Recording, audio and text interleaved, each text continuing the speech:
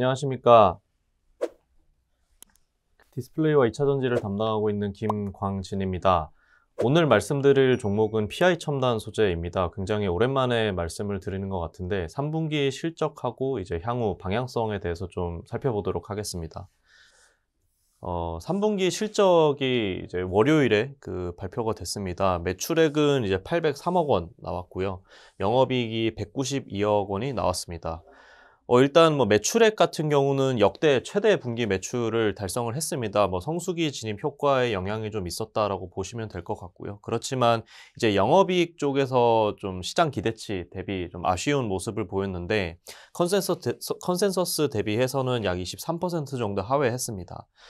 일단 수익성 훼손이 됐던 이제 가장 큰 원인은 이제 DMF라고 하는 주요 원재료 중에 하나인데, 이 DMF 가격이 급격하게 올라가면서 원가 부담이 증가했다라는 점이고요. 이게 원활하게 이제 판가로 전이가 되지 못하면서 수익성이 전분기 대비해서 이제 OP 마진 기준으로 5.2%포인트 정도 감소를 했다라고 보시면 될 것 같습니다. 영향은 일단 4분기까지는 지속이 된다라고 보고 있습니다. 일단 4분기가 계절적으로 좀 비수기인 점도 있어서 매출액도 소폭 이제 3분기 대비해서는 QOQ로 감소할 것으로 예상을 하고 있고, 이익 같은 경우도 이제 원재료 가격이 계속해서 좀 상승 추세에 있고, 이제 판가 전이까지는 어느 정도 이제 시간이 필요하기 때문에 그런 부분들 때문에 이제 영업이익률도 추가적으로 감소할 수 있을 것으로 이렇게 판단하고 있습니다. 일단 원가 부담이 이제 증가를 하다 보니까 이제 주요 고객사들을 타겟으로 해서 판가를 추가로 이제 인상하는 부분들을 협의를 진행할 예정으로 파악을 하고 있고요. 그렇지만 이제 이게 연초에 판가 상승 사례를 살펴보면 이게 협의를 시작을 해서 이제 고객사 협의가 완료되는 시점까지 약 1개분기 정도가 소요가 됐었습니다. 그래서 이런 부분들을 감안을 해보면 이제 4분기에 이제 판가 인상을 협의를 시작을 한다 하더라도 올해 안에는 좀 확인하기가 시간적으로 좀 힘들지 않을까라고 보고 있습니다. 그래서 판가 인상 효과는 아무래도 이제 내년을 기대하는 것이 좀 현실적으로 보이고요. 그래서 3, 4분기 실적이 일단은 예상했던 것 대비해서는 좋지 않음에도 불구하고 투자 의견과 목표 주가는 하향하진 않았습니다. 그대로 유지를 하는데요. 일단 이유는 내년 실적에 집중을 하는 것이 맞다라고 보고 있고요. 지금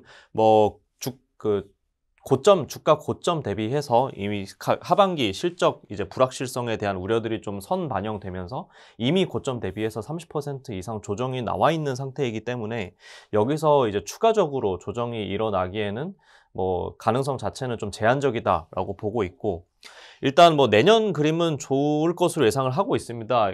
2차 전지 쪽 매출 비중은 계속해서 올라가고 있는 상황이고, 아까 말씀드렸던 판가 인상 부분들이 좀 반영이 되면서 내년에는 판가도 상승을 하고, 이제 추가적으로 DMF 쪽 재활용 비중을 늘립니다. 이 원가 변동성을 좀 축소하기 위함이라고 해석을 하시면 되는데, 지금 현재는 이제 DMF 재활용 사용률이 40%, 그리고 나머지 60%는 신규 DMF 소재로 채운다라고 보시면 될 것 같은데, 이 부분을 내년 2분기부터는 70%까지 확대를 합니다. 그래서 이런 부분들이 마진단에서도 긍정적으로 작용을 할 수 있다라고 좀 말씀을 드릴 수 있을 것 같습니다. 그래서 내년 그림 자체가 굉장히 좋은 상황이어서 연말 추세를 좀 보시면서 PI 첨단 소재는 매수를 하셔도 괜찮을 것 같은 구간으로 판단이 되고요. 일단 추가적으로 연말에 이제 코스피 200 편입 효과가 있습니다. 이 코스피 200 지수에 들어가게 되면 패시브 수급이 추가적으로 또 들어와야 되는 부분들이 있기 때문에 이런 부분들이 전반적으로 이 PI 첨단 소재 주가에는 좀 긍정적으로 작용을 할 수 있을 것으로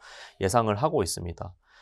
네, 오늘 PI 첨단 소재는 여기까지 마무리를 하고요. 다음에 또 좋은 자료로 찾아뵙도록 하겠습니다. 감사합니다.